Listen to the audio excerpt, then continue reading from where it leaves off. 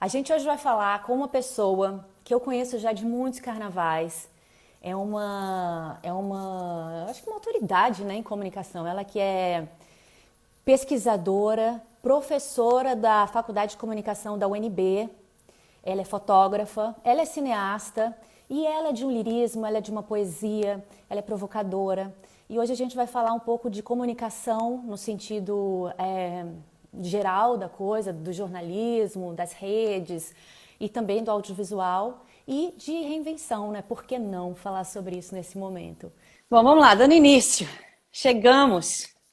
Oi, entrei, Querida, esse nosso começo aqui que entrei. foi? O que que Essa bala rolou? perdida hoje, né? Eu acho que tá todo mundo ainda estupefato com o que está acontecendo. A gente poderia Não falar nessa fale live não. só de comunicação na polícia. O que é Vamos, isso vamos hoje falar em também, vamos dia? falar também. Mas, enfim, você também, acho que foi aquela correria, né? Porque como é que você não para Tava em ver um reunião. pronunciamento? Ah, você estava em reunião, você está sabendo o que está acontecendo, né? Tô. Eu vi um Tá. pedacinho, vi a tristeza ali. É, foi intenso. Mas, enfim, Mas muito bom te ver, rever, né, Carol? muito Quanto bom depois de tanto tempo. tempo, né, Rose? Oh, temos uma Temos uma historinha longa aí. história. Mas, enfim, o prazer é muito meu. Como eu estava falando, arroz é um prato cheio para quem quer falar de comunicação. A gente Que poderia ficar isso? falando só do jornalismo, só do audiovisual, só do mundo acadêmico. Mas eu acho que tendo uma pessoa com você, era legal a gente fazer esse apanhado, né? E aproveitar a interdisciplinaridade de todas essas áreas e falar um pouquinho, mesclar isso com a reinvenção. Eu acho que pode ser muito criativo, muito bom. É, Eu tenho um texto aqui que você me enviou, que eu gostaria muito de começar com Ah, ele. A não ser que você tenha alguma outra ideia de começo aqui. não, eu acho que esse texto é legal. Não vou nem fazer uma análisezinha preliminar, não. Vou deixar você entrar. É uma poesia, né? Vai Vamos para a nela, gente ir vai nela. esquentando aqui os motores? Eu sei que você é dessa coisa do lirismo. Vai Então nela, vamos vai lá. nela. A vida na hora. Cena sem ensaio. Corpo sem medida. Cabeça sem reflexão. Não sei o papel que desempenho, só sei que é meu, impermutável. De que se trata a peça, devo adivinhar já em cena. Despreparada para a honra de viver, mal posso manter o ritmo que a peça impõe. Improviso, embora me repugne a improvisação. Tropeço a cada passo no desconhecimento das coisas. Meu jeito de ser cheira a província. Meus instintos são amadorismo. O pavor do palco, me explicando, é tanto mais humilhante. As circunstâncias atenuantes me parecem cruéis. Não dá para retirar as palavras e os reflexos, inacabada a contagem das estrelas. O caráter como o casaco às pressas, abotoadoeis os efeitos deploráveis desta urgência. Se eu pudesse ao menos praticar uma quarta-feira antes, ou ao menos repetir uma quinta-feira outra vez, mas já se avizinha a sexta com um roteiro que não conheço. Isso é justo? Pergunto. Com uma voz rouca, porque nem sequer foi me dado pigarrear nos bastidores. É ilusório pensar que esta é só uma prova rápida, feita em acomodações provisórias. Não. De pé em meio à cena, vejo como é sólida. Me impressiona a precisão de cada acessório. O palco giratório já opera há muito tempo. Acenderam-se até as mais longínquas nebulosas. Ah, não tenho dúvida de que é uma estreia. E o que quer que eu faça, vai se transformar para sempre naquilo que fiz. Wisława Szymborska. Essa poesia foi um presente, Carol. Vou te contar uma historinha bem rápida, assim, adoro histórias, e você sabe Ah, disso. Acho que história tem tudo a ver com comunicação, né? É a aham. partir de uma história que a gente começa a perceber as intertextualidades, né, as transversalidades. E eu costumo dizer uma frase do Einstein que eu adoro, que é assim, não existe acaso porque Deus não joga dados. Então, assim, as Hum. coisas simplesmente elas estão ali, elas acontecem. Eu recebi de presente essa poesia de um colega, um filósofo, o Gustavo, e ele me deu essa poesia meio que numa provocação, brincando, um professor, né, colega. E ele falou assim, olha, eu vou te oferecer essa poesia. Aí eu perguntei, por quê? Ele falou, eu achei que é a cara do momento. E a cara do momento e a cara também da foto que você escolheu, que a gente brincou muito, né? Que a gente falou, essa foto tá parecendo capa de disco. Aí eu brinquei com ele, eu falei que seja uma capa do The Doors, do Jim Morrison, porque ele, assim como eu, era apaixonado por cinema, estudou cinema, é rock and roll, é pop, não adianta. Eu nunca vou ter o ranço academicista, apesar de pertencer e adorar o pensamento acadêmico. Mas eu sou o que eu sou. E você se eu sente acho que essa coisa... estreante? Eu me sinto estreante todo dia. Eu sou amadora naquilo que eu faço, naquilo que eu quero, naquilo que eu pesquiso. Eu quero ser estreante até morrer, porque a partir do momento que você estreia, você tem aquela sensação gostosa da primeira vez. Eu estou aqui com uma sensação de primeira vez. É a primeira live que eu faço na minha vida com 50 anos, olha só. Sendo que para mim tanta coisa não é nova, mas isso para mim é novo, tem um sabor de novidade. E eu tenho essa coisa da sinestesia, eu gosto da imagem saborosa, das imagens que se misturam a todos os sentidos. Eu acho que essa poesia, ela denota isso, tem essa força. Essa força. Muito legal. E você lendo a tua leitura foi bonita também, porque você entrou aí com todo esse teu, né, essa tua gênese da atriz, que é outra pegada. É outra pegada. Legal. Foi bonito, foi bonito. Eu sugiro da gente já entrar com força no tema, reinvenção da comunicação. Tá, vamos lá. E mostrar logo o que veio, né? Eu acho o seguinte, talvez não sei se é uma provocação isso, ou se é alguma coisa óbvia, mas a gente vem de um processo de completa digitalização e virtualização da comunicação, no sentido não só das interações sociais, mas também da difusão dessa informação, né?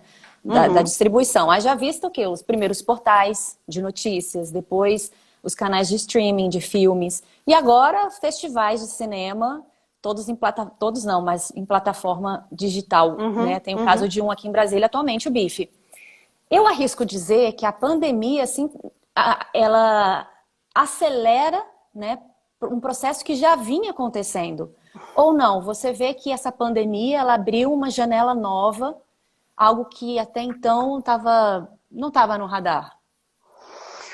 É curioso, Carol, a gente falar de novo, né? O que é novo? O que é inusitado quando se fala de comunicação? A virtualidade, ela não é nova.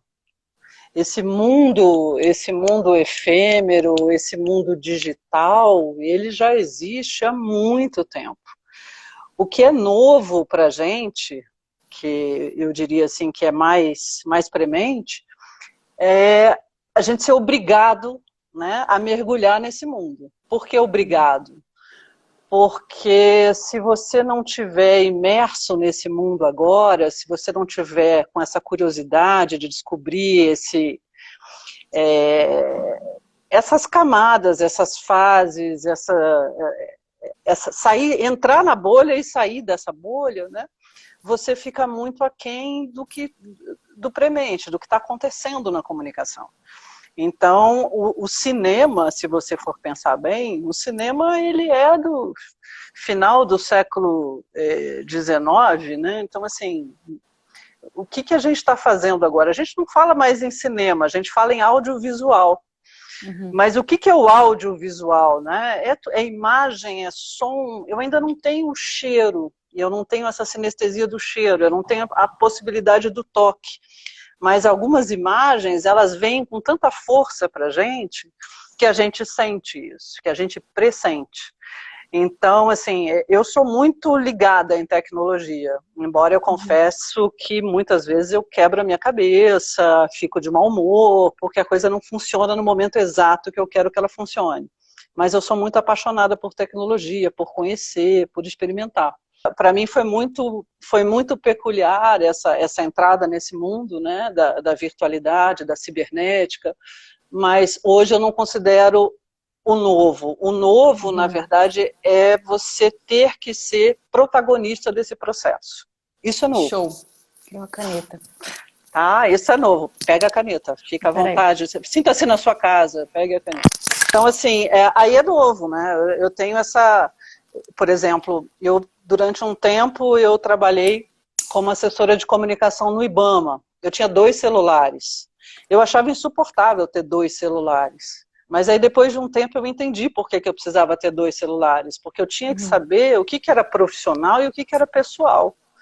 Então isso me obrigava a ter essa divisão, essa cisão aí, né, entre quem era a Rose pessoa física e quem era a Rose pessoa jurídica. Que é E aí eu ficava, né? O perfil hoje no Facebook, né? Você tem o perfil profissional, o perfil é uma trabalheira sem fim. Que eu não fiz, que eu resolvi não fazer. Eu resolvi assumir esse risco, mais esse risco. Porque ali eu sou eu por inteira. Eu sou eu mostrando a minha vida pessoal, eu sou eu mostrando o que eu penso em termos políticos, que eu me posiciono todos os dias. Se eu pudesse gritar, eu já deixaria um grito lá, né? Só apertava ali e gritava, né? Não, eu queria que você falasse um pouco dessa coisa da comunicação híbrida, cada vez mais transversal, da panaceia, essa mistura, sabe? Não tem regra, né? Não. Tem regra. Tem regra? Qual é a regra? Tem regra sim. Hoje a gente estava numa reunião há pouco, eu te falei, né? Com a cabeça estourando, enxaqueca e tal, e eu estava mais ouvindo as pessoas do que falando, tentei me preservar um pouquinho para agora, porque afinal de contas a gente já tinha combinado há tanto tempo, não ia furar com você por causa de uma dor de cabeça, jamais. Mas eu estava com essa dor e tal, e eu... Pega um vinho aí que melhora. Pega um vinho, exatamente, já, né? E aí eu estava pensando nisso e nessa coisa da regra, né? Qual é a regra? Eu brinquei lá e gritei, né? Falei, empatia é uma regra. Tem que ter empatia. Né? O que é empatia? Que nem sempre empatia, é seguida, mas tudo bem. Que nem sempre é seguida, mas tentar se colocar um pouquinho no lugar do outro, sabe? Tentar perceber que aquela pessoa ali, ela tem, né, as suas idiosincrasias. Ela não é só aquilo. A Marcela tem uma frase que eu acho muito bonita, e é muito dela. As pessoas não são só casca. Não adianta você ficar, olhar para o outro e achar que é uma casca. Não é casca. Existe, né? Eu não sou decoradora, mas eu valorizo o interior. Né? Eu acho que o interior é fundamental. Para mim, ele diz muito. Né? O que você é, quem você é, como é que você se sente. Então, assim, não adianta você ficar o tempo inteiro achando que porque você está na virtualidade, porque você transita, né? Porque você tem o seu celular, porque você filma, fotografa, faz filmes, que a sua voz está sendo ouvida. Não está. Infelizmente não está. Infelizmente não está. Às vezes é muita ilusão de poder, né? Às vezes é uma ilusão, exatamente. Você ilusão de democracia, ilusão de que a gente realmente tem uma voz. Você chegou no ponto nodal da história, Carol. Ilusão. A gente vive um mundo imaginário, a gente vive um mundo ilusório. Eu ousaria dizer que a gente está assim, numa fase brasileira entre Bacurau, entre os Bs, sabe? A gente está entre Bye Bye Brasil, Bacurau e Blade Runner. A gente está transitando aí nessa tríade. A gente vai falar bem do Blade Runner. Eu sinto um pouco isso. Sinto mesmo. Entendi. Então essa questão assim que você fala muito, né? Tudo ao mesmo tempo agora, a panaceia. O que exatamente é essa mistura, essa junção? É uma junção que ela é, na verdade, um desejo nosso, né? Um desejo de poder nos fazer ouvir, da gente tentar ter uma sensação de presentidade, né? De nos fazer presentes, e ao mesmo tempo também de tentar aliar a comunicação às artes, que eu acho que isso também tem sido visto e de alguma forma exigido, né, não só dos professores de comunicação, mas de todo mundo que acredita, né, nessa virtualidade como uma plataforma de você colocar, onde você pode colocar a sua marca. Né? Então a minha bandeirinha aqui da minha lua, né, apesar dessas pessoas acharem que a Terra é plana, ela não é, né? É onde eu posso colocar a minha marca, onde eu posso dizer, olha, eu penso assim, eu sou assim, mas eu também posso mudar. E a virtualidade também tem esse problema, ela é efêmera, né? Ela é efêmera, porque a partir do momento que você coloca essa nossa conversa aqui em algum portal, em algum lugar, se eu não quiser, eu posso ir lá, eu posso tentar apagar isso. Mas eu posso também tentar reeditar isso. Eu posso, de alguma forma, tentar modificar aquilo que eu disse. Mas está dito, está dito. Né? E esse dizer, né? Esse dizer, ele acaba ecoando. O que eu gosto muito da virtualidade, assim, para ser bem sincera, dessa possibilidade, é essa ausência de fronteiras. A gente está aqui e eu sei que tem uma amiga lá na Angola, lá na África, que pode estar assistindo. A gente está aqui e eu sei que tem um amigo que está lá na Alemanha que pode estar assistindo. Então, assim, isso é muito legal. Né, essa possibilidade, mas não é democrático. Não dá pra gente fingir, não é democrático? falar que não. Apesar de ser mais barato, não é você acha que não? Não é democrático, porque a gente vive no Brasil, Carol. Então, assim, para a nossa realidade, a democracia seria, temos pontos Wi-Fi em tudo, em todas as praças públicas, nos parques. Eu fico vendo, por exemplo, nós na UNB, né? Vocês vão agora, vocês resolveram parar, a gente nunca trabalhou tanto, a gente está trabalhando diuturnamente, mas a gente não está dando aula, mas a gente está trabalhando, os projetos de extensão estão aí, as nossas reuniões estão sendo feitas semanalmente, a gente está trabalhando pra caramba. Só que, quando eu digo para você que não é democrático, porque eu não posso dizer que dos meus 30 alunos de sala de aula, todos eles têm um notebook, não tem. Não tem, né? Todos eles têm internet em casa? Óbvio que não tem, não tem. Então, assim... Isso alunos de uma faculdade, de uma universidade? De uma universidade, e eu vou ser um pouco mais incisiva com você. Depois do Reúne, né, a UNB democratizou, a gente tem alunos e alunas de todos os cantos aqui do Distrito Federal.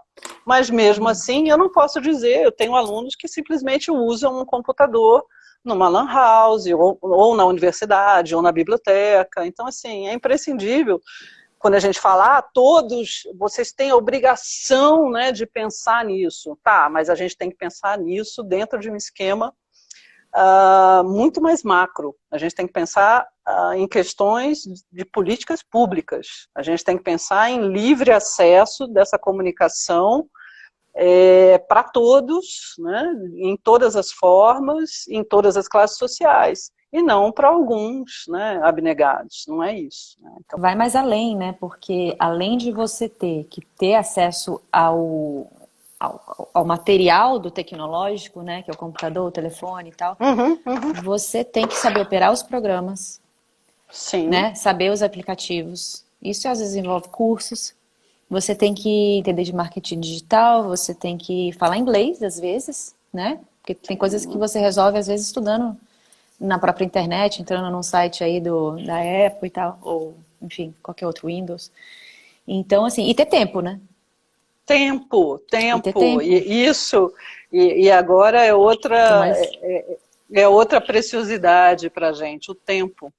Porque as pessoas, de uma maneira equivocada, acham que porque você está em casa 24 horas por dia, você tem tempo. Não, você não tem.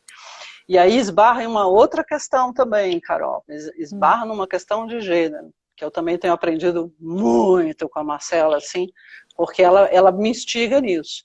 Questões de gênero, eu não consigo acordar e falar, hoje eu vou conseguir terminar aquele artigo que eu estou há 15 dias, né? Aquele livro que eu estou organizando, aquele filme que está no computador há mais ou menos uns 2 meses que eu preciso editar. Eu não consigo. Por quê? Eu tenho que cuidar de um monte de coisas que são rotineiras, né? Felizmente, eu fico muito contente porque essa nova geração, né, ela já tem mais consciência disso. Mas na minha casa, infelizmente, eu não tive essa vivência. Eu tive uma vivência bem assim, as meninas, as mulheres, né, cuidam de tal coisa, enquanto os meninos vão para a sala tomar uísque. Ok, um monte de gente entrando. Enquanto isso, eu vou colocar pra gente algo que você vai saber falar Muito bem. A Sociedade do Cansaço. Deixa eu mudar isso aqui. Pois é, esse livrinho tem mexido tanto com a minha cabeça, Carol. Esse livrinho está aqui, ele tem mexido muito com a minha cabeça. Eu tenho comentado com alguns amigos aí sobre ele, né? Esse filósofo coreano, aqui. Ah, você tá com ele aí? Ó, Estou com ele aqui na mão, peguei ele.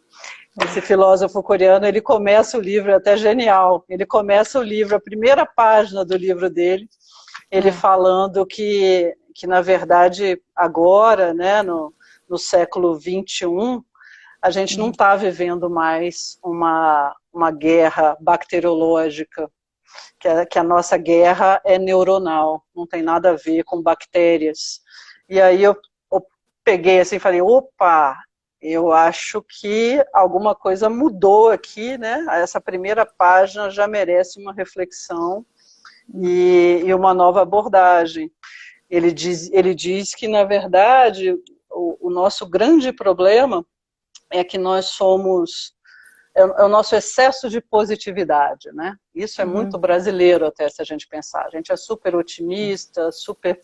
Né? É tudo lindo, é tudo maravilhoso, a gente vai conseguir vencer esse vírus em sei lá quanto tempo. A gente não tem essa noção. A ciência, ela depende de tantas variáveis, de tantas análises, de tantos testes. E aí ele diz que no fundo, né, e uma coisa que eu gostei muito do que ele fala, né, da analogia que ele faz, é que se a gente pensar bem, todas as palavras que são do universo semântico das bactérias, né, essa coisa de imunizar, parasitas, que a gente até escuta alguns políticos, né, falando, né, de uma maneira até meio bélica, que esse discurso bacteriológico ele tem muito a ver com um discurso também, um discurso político. Né, esse discurso de acabar, de imunizar, de você fazer uma certa, como se diria assim, vamos preencher isso, vamos ir ali no ponto, no alvo, né? Então tem essa, digamos assim, essa etologia, né? Esse universo semântico das guerras, que tem tudo a ver com o que a gente está vivendo agora, né? Mas ao mesmo tempo ele precisa fazer uma nova edição já da Sociedade do Cansaço, porque a guerra bacteriológica está sendo vivenciada, sim, em pleno século XXI, quem diria, né? Aí você tem a psicologia, aí você tem a antropologia, para você perceber como é que a gente se comporta, a sociologia, para você entender toda essa convulsão, esse colapso, né? Que eles adoram falar, estamos agora na fase do colapso.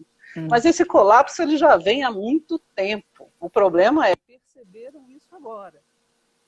E aí eu estava pensando nisso, entendeu? Então, assim, olha, e uma outra questão também, Carol, eu sempre brinco, né? Opa, o que está rolando aí? Vi uma cena, fiquei curiosa.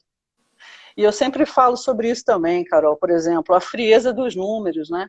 Acho o número uma coisa muito frio. Opa! Calma aí. Tô apanhando aqui dessa negócio. Acho que é o clipe do Criolo, né? É o clipe do Criolo. Tu tava falando de uma convulsão, onde é que quem que vai resolver isso, né? Eles propõem Pois é, o Boca de Lobo. Esse clipe é fantástico, esse clipe é maravilhoso, porque ele mostra exatamente tudo isso. Aliás, o Criolo, né? Putz grila, que homão, né? Que cara incrível, assim, que pessoa maravilhosa. Assim. Eu adoro as letras dele, adoro o jeito dele perceber o mundo, né? Ele percebe o mundo.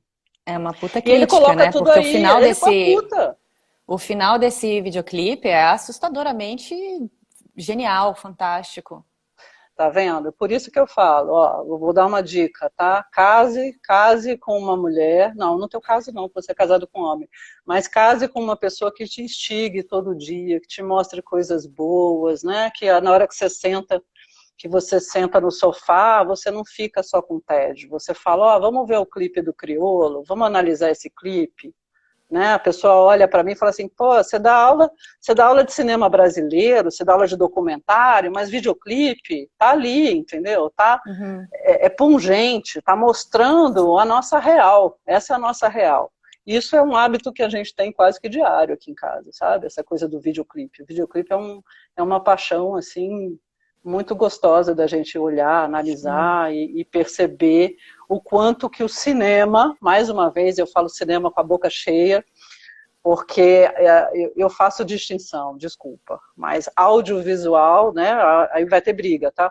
Audiovisual é uma coisa, mas cinema, como diz o Rogério Sganzella, um filme de cinema é outra coisa. Me desculpem os videomakers, já peço desculpa, antes de apanhar, né, antes dos comentários, eu já peço desculpa, mas eu acho que é importante ter essa referência, esse legado, né? É o clássico que traz, né, todas as possibilidades, né, de referências e de modificações que só um aluno de cinema, vou falar de novo, consegue perceber. Né? Então eu vou olhar aí o clipe do Criolo e eu vejo aí inúmeras referências, né? Ah, tem Blade Runner? Tem Blade Runner. Tem Mad Max? Tem Mad Max, né?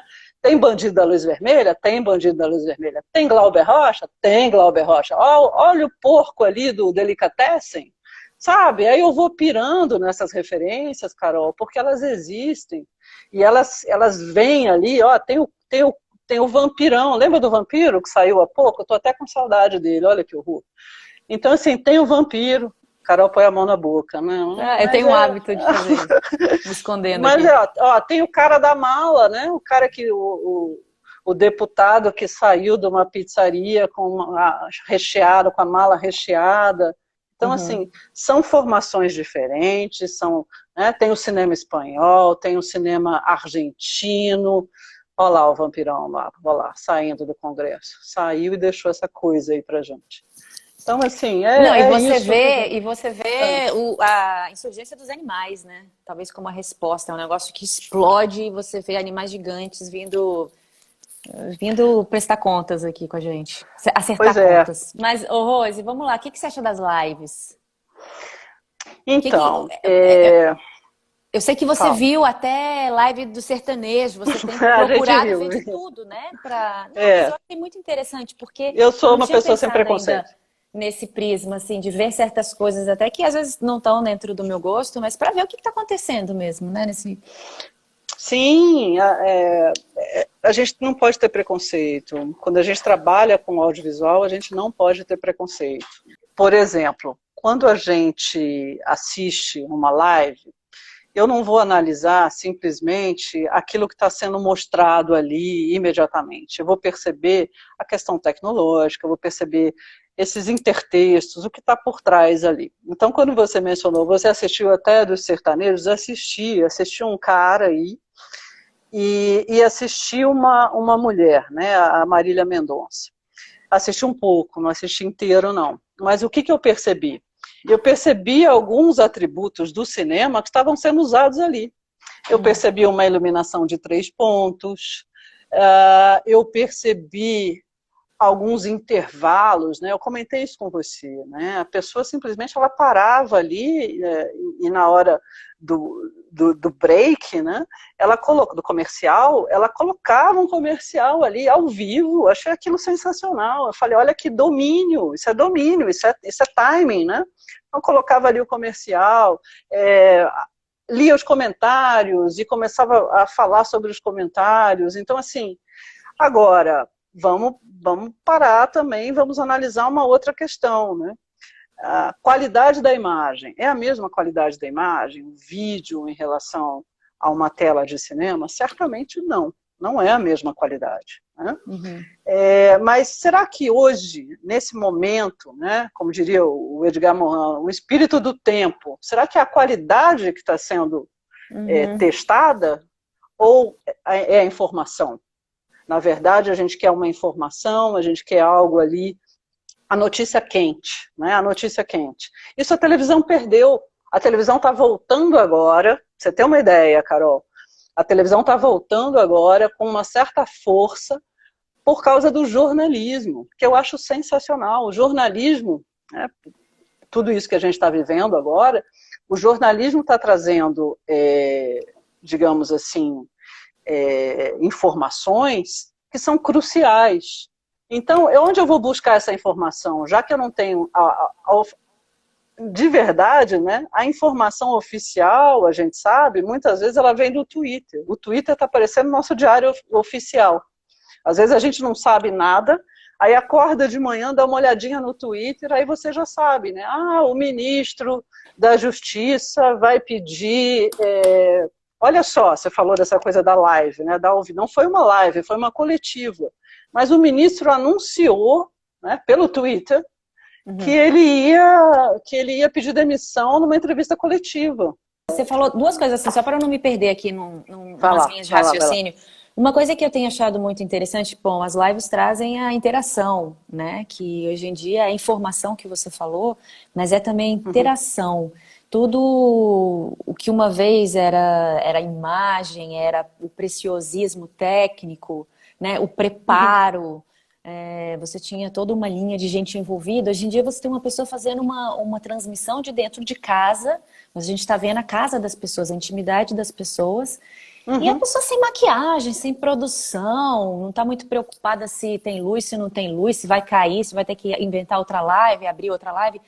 Então a gente vê também uma desconstrução da imagem, eu acho, né? E desconstrução da imagem, e aí eu volto novamente para o cinema. Neorrealismo italiano, né? Vamos pensar lá, vamos pensar no neorrealismo italiano, vamos lembrar também do Glauber, né, da estética da fome, do cinema novo, vamos lembrar um pouco do Walter Salles, do Central do Brasil. Tem um filme que eu gosto muito, apesar de ser ficcional, que é do Sérgio Bianchi, Cronicamente Inviável. Tenho algo para você, vai, fala. Vai falar. E aí, por que eu estou falando disso? Porque, na verdade, exatamente isso. O que vale, né, a força da imagem hoje em dia é aquilo que ela mostra, né, de mais orgânico, de mais verdadeiro, né? O Cronicamente Inviável, né? Esse aí? Pois é, esse filme, para você ter uma ideia, olha só que incrível. Logo que eu terminei o meu mestrado, eu comecei a dar aula, e a primeira disciplina, odeio esse nome, disciplina, acho nojento você falar disciplina.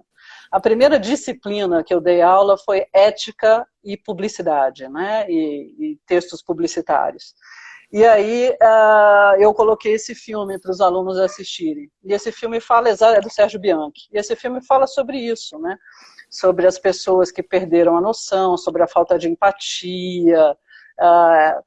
Se você está mal vestido, como é que você vai entrar aqui nesse restaurante, nos Jardins, entendeu? Aliás, por falar em Jardins, né, eu li recentemente que as lojas da Oscar Freire estão todas com tapumes, né, porque estão com medo de serem assaltadas, de serem... Enfim, aí você começa a pensar na nossa realidade. Então, o que eu preciso mostrar? Eu quero mostrar aquilo que está sendo vivido.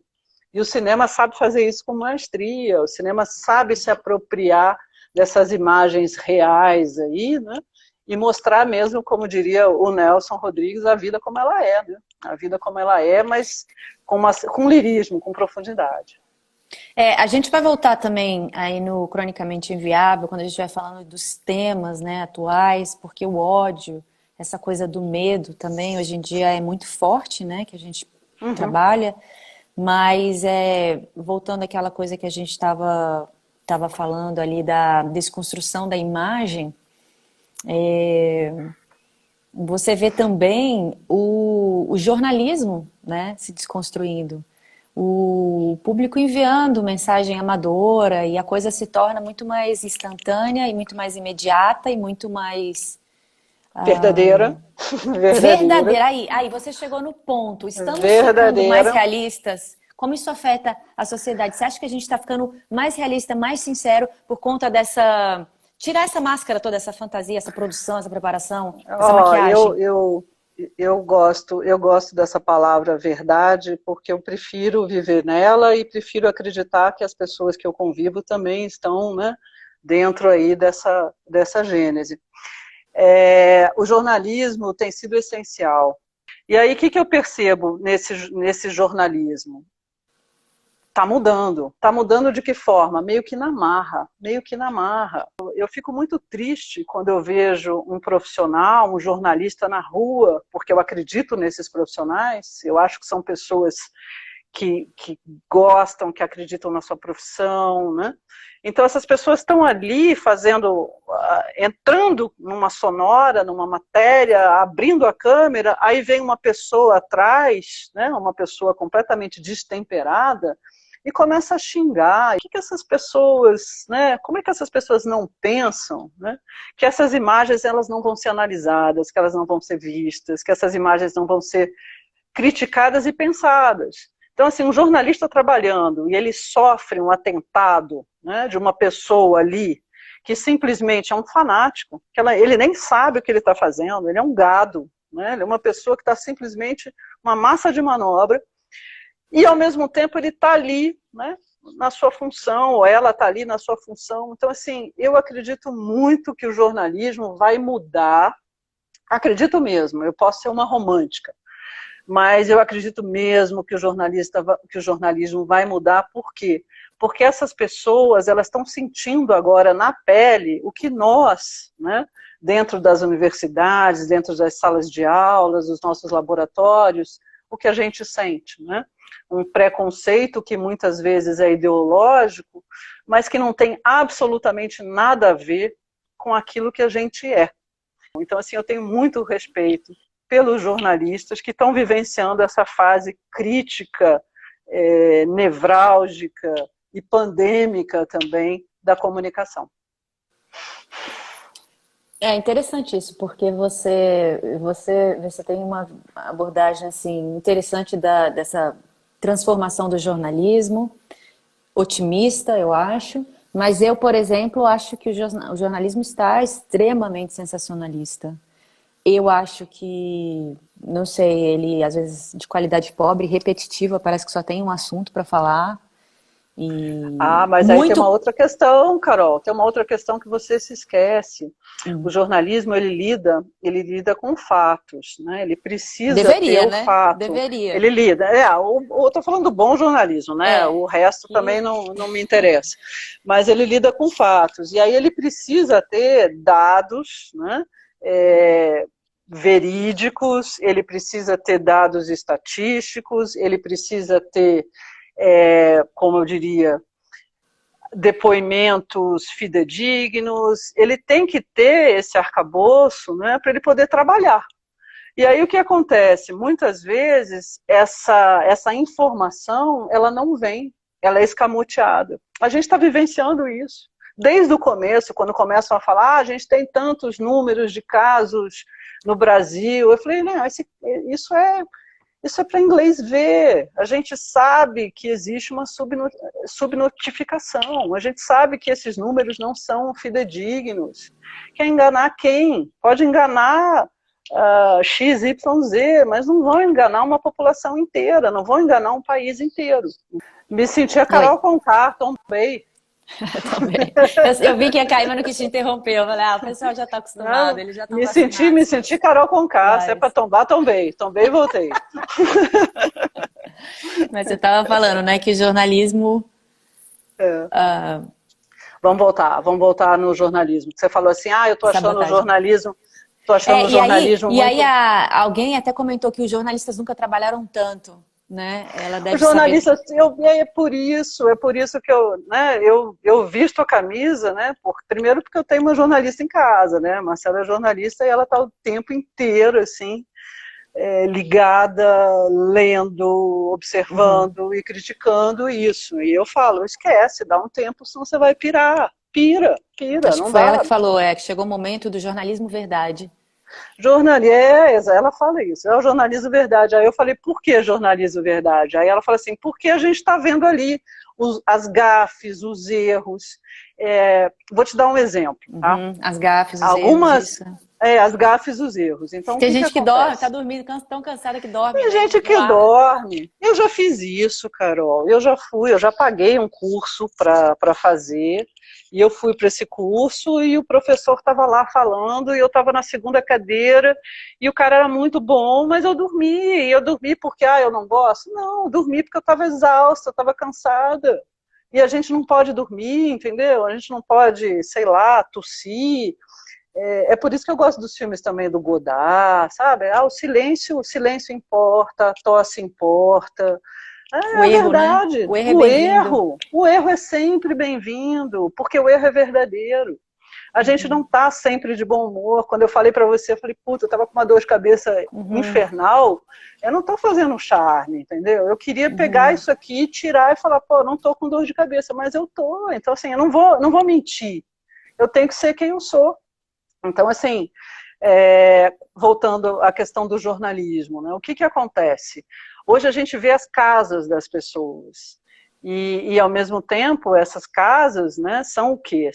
São referências, são signos do que elas são, do que elas pensam, né? Então, assim, normalmente a gente tem algumas imagens clichês. Qual é a imagem clichê? Toda pessoa que vai falar, ela gosta de mostrar sua biblioteca. Então, assim, eu vou mostrar? Posso mostrar, mas assim, o que isso interessa? Também mostrar por mostrar, mostrar por né? mostrar, a Fazer uma live por essência. falar qualquer coisa também. Eu acho que esse Exatamente. excesso de informação é o lado negativo da coisa, porque até o Karnal que fala isso. Excesso de informação não significa conhecimento, né? Opinião não significa argumento. Então a gente tem uma comunicação que está muito baseada em opinião, Sim. na massa falando, né? Na quantidade, do que realmente em argumento, em cientistas, em especialistas, autoridades falando sobre o assunto. Hoje em dia todo mundo fala sobre tudo, né? Por exemplo, a CNN, né? É uma emissora que inaugurou recentemente, né? Mas eu, sinceramente, eu acho que eles ainda não encontraram ainda uma identidade visual, tá? Estou falando do visual. Não encontraram uma identidade visual. Eu assisti, né, com muito prazer, a fala daquela jornalista, como é que é o nome dela? A Gabriela Gabriela Priori. Prioli. Eu adorei. Por quê? Por vários motivos. Primeiro, porque a gente se identifica, né, por uma questão de gênero. Você fala, olha que bacana, que maravilha, uma mulher empoderada que fala muito bem. E outra coisa também, ela argumenta de uma forma sistematizada, linear, entendeu? Ela deixou ali as pessoas, ela se comunica muito bem, ela deixou as pessoas ali meio que sem ação, né? Não tinha o que responder, porque não é só falar por falar, é falar com conhecimento, falar com a verdade, né? Com aquilo que você pesquisou, aquilo que você sabe, né? Não é só eu acho, eu penso, ninguém quer saber só sobre você. Aliás, vale a pena também tocar nesse tópico aí, né, Carol? Menos eu, né? Quem é você? Menos eu. Quem é você? Né? Você Mas é é só um ser humano. interessante, porque a própria Gabriela, ela é uma fusão, né? Ela é... Como é que ela é? Eu não sei exatamente quais são as credenciais dela, mas ela é muito especialista no assunto dela, mas ao mesmo tempo, hoje em dia, ela é uma influenciadora digital. E ela não se incomoda e defende isso, que como mulher ela pode ter outros gostos, ela não precisa, isso não diminui. Gostar de creme, gostar de maquiagem, não diminui a capacidade intelectual dela. Então é engraçado porque ela já é esse combo, que antes a gente não podia ser, né? Sim, você vestia uma camisa profissional e você tinha que ser aquela pessoa de terninho, com cabelo preso. E você não podia mostrar um lado diferente. Hoje em dia você já pode, isso até atrai o público, isso te dá credibilidade, isso te dá... Exatamente, né? Não é só, né, essa questão da indumentária, né? Me visto como uma jornalista, mas pensa como o quê, né? Como uma pessoa que não tem essa noção do que é o jornalismo, né? Do que é uma informação, da importância dessa informação. Por isso que eu te falo que eu visto a camisa dos jornalistas e das jornalistas ultimamente, porque está muito difícil você lidar com a informação. E a informação, ela vem, ela está aí, né? E aí, assim, o que é isso, né? Como é que eu posso como é que eu posso simplesmente noticiar, né, dar uma informação, se não existe esse comprometimento, essa responsabilidade, né? Parece que a gente está lidando com pessoas assim, com moleques, né? Estão brincando de fazer comunicação. Eles acham que por usar o Twitter, por usar o Facebook, por usar essas plataformas, essas redes sociais, eles estão se comunicando, mas eu costumo brincar, grunhir não é fazer comunicação. Você pega por hoje também, né?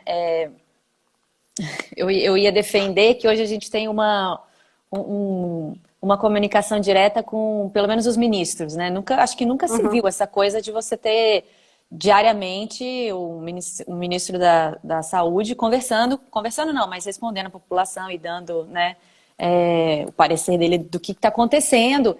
E aí sai o ministro, e aí tem uma coletiva, e o Brasil inteiro para assistir. Aí sai outro ministro também, todo mundo escuta. Eu nunca peguei isso, assim, dessa comoção toda vez que sai alguém. Mas em compensação você fica... E eles estão falando a verdade? Porque parece que é direto, parece que agora a gente está tendo uma honestidade, uma sinceridade, a gente escuta direto da boca deles. Mas mais ou menos. E é verdade isso que a gente está... Ou é mera ilusão? Né? A gente está se iludindo de que a gente realmente tem uma relação de reciprocidade, assim. Não. É uma ilusão, pode ter certeza. Aliás, eu não tenho o menor constrangimento de te dizer, é uma ilusão. Por quê? Porque aquela informação, além dela vir de uma maneira completamente cifrada, né? Ela vem cifrada, ela vem maquiada, ela vem de um jeito que você pode comprar aquela informação. Ah, eu acredito, ele está dizendo, mas não é uma fonte oficial, Carol. Quando a gente fala de governo, sinceramente, né, sem querer ser primitiva, mas quando a gente fala de governo, a gente tem uma necessidade de fontes oficiais. Então, assim, você pegar o exemplo de um presidente dos Estados Unidos, né?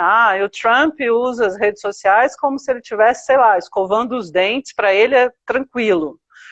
Mas aí você pega isso e você coloca, né, aqui, para os brasileiros, mas dessa forma, digamos assim, oficialesca, é oficialesco. Mesmo porque, se você for ver bem, a verdade aí, ela pode ser confrontada, não só com as informações que eles dão, mas também com o currículo deles. Eu não sei se você percebeu, mas a maioria disse, né, que tem mestrado, que tem doutorado, eles adoram se atribuir, né, títulos que eles não têm.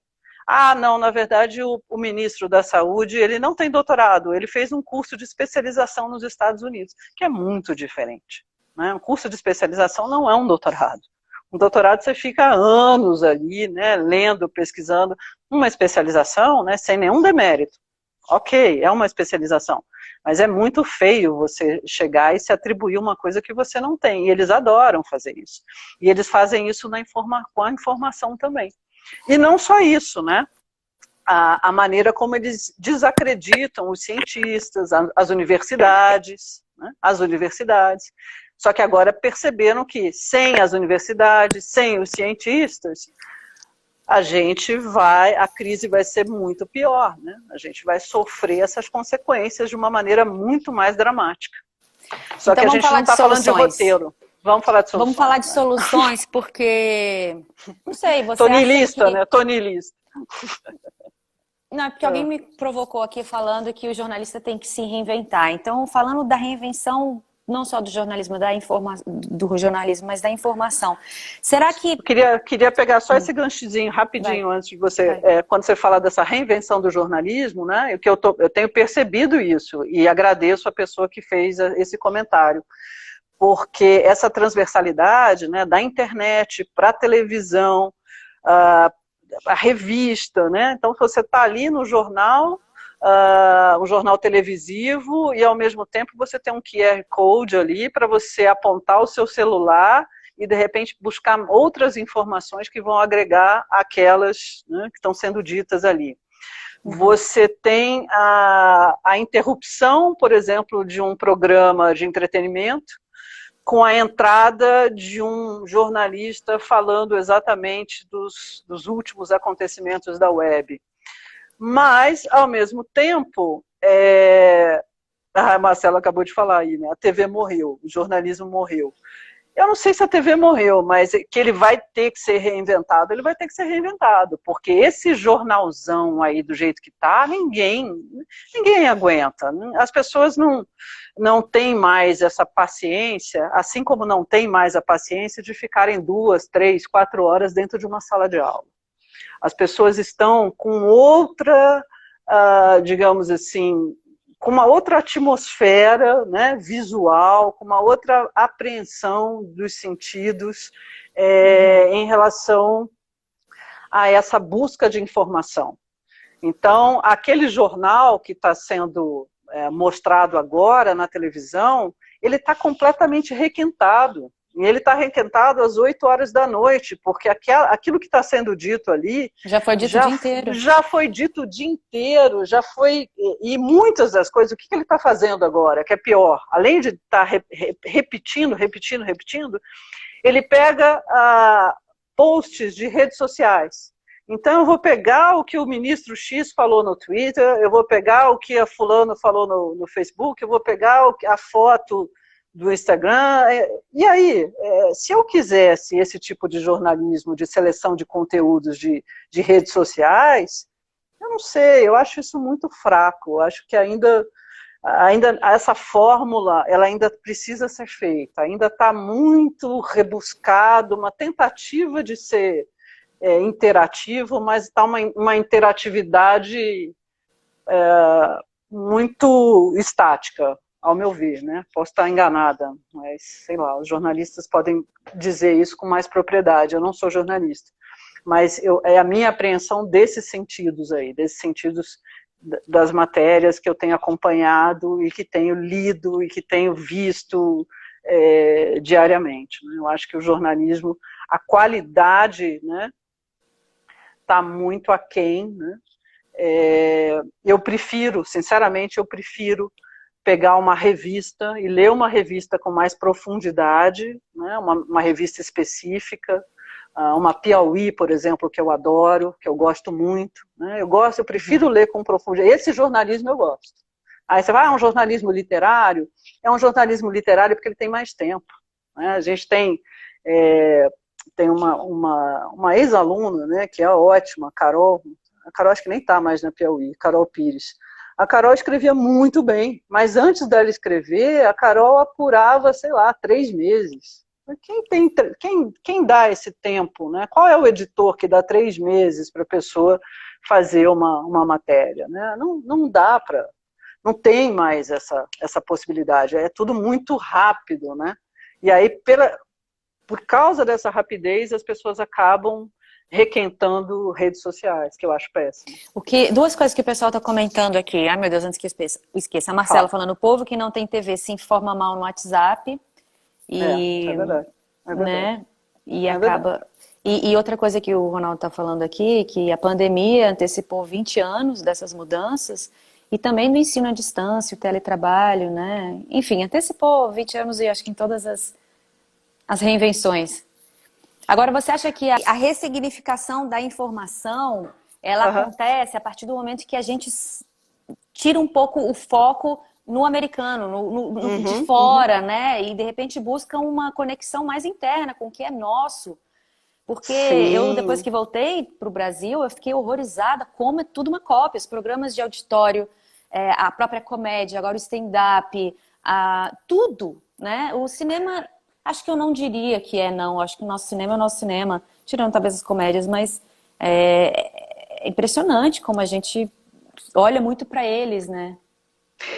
Aí eu tenho o ponto de virada, né? Pegando também mais uma vez, né, essa questão, essa análise, né, cinematográfica, da linguagem cinematográfica no jornalismo, né? O ponto de virada qual é? O jornalismo independente. Então, por exemplo, isso que você está fazendo agora aqui comigo, que a gente está conversando, a gente não está falando só de cinema, a gente está falando, né, de questões sociais que influenciam diretamente numa linguagem audiovisual.